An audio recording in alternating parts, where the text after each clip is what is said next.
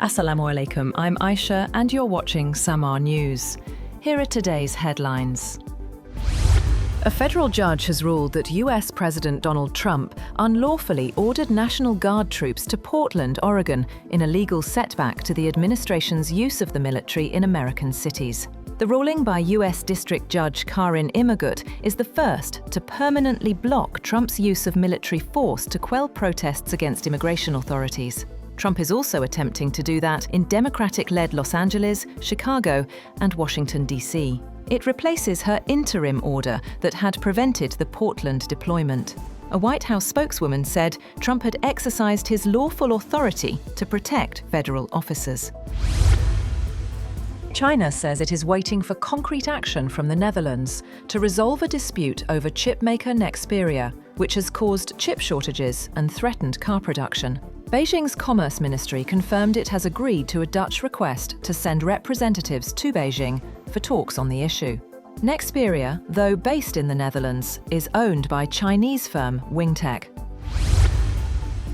US drug maker Pfizer has clinched a $10 billion deal for obesity drug developer Metsera, capping a fierce biotech bidding war between the New York-based pharma giant and Danish rival Novo Nordisk.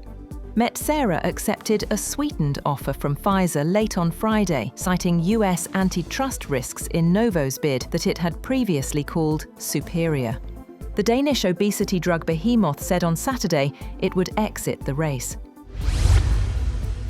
Italian banks support the ECB's digital euro project, but want costs spread over time, citing high expenses. Some French and German banks warn an online ECB wallet for daily payments could drain deposits from traditional banks.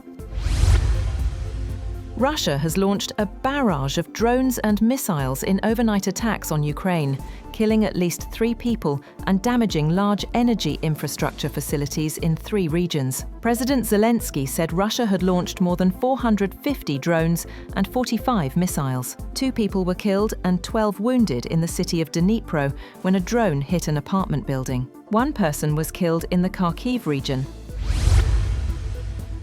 Turkey has issued arrest warrants for Israeli Prime Minister Benjamin Netanyahu and several senior Israeli officials on charges of genocide and crimes against humanity linked to Israel's war on Gaza. According to a statement released by the Istanbul Prosecutor's Office, the warrants target 37 Israeli officials, including Defense Minister Israel Katz, National Security Minister Itamar Ben-Gvir, and Army Chief Lieutenant General Eyal Zamir.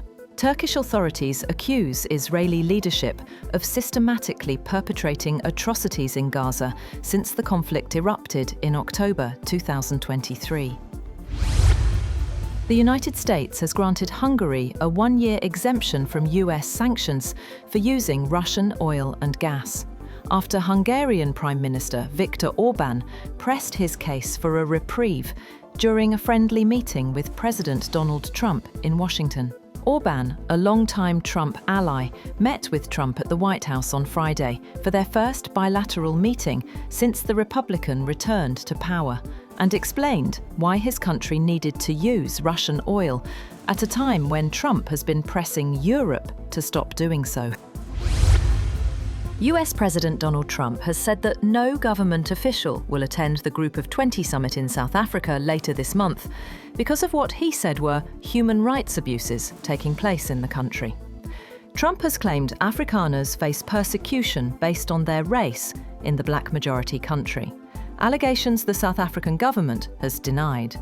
Vice President J.D. Vance, who was expected to attend the Group of 20 world leaders in Johannesburg from November 22nd to 23rd, is no longer going.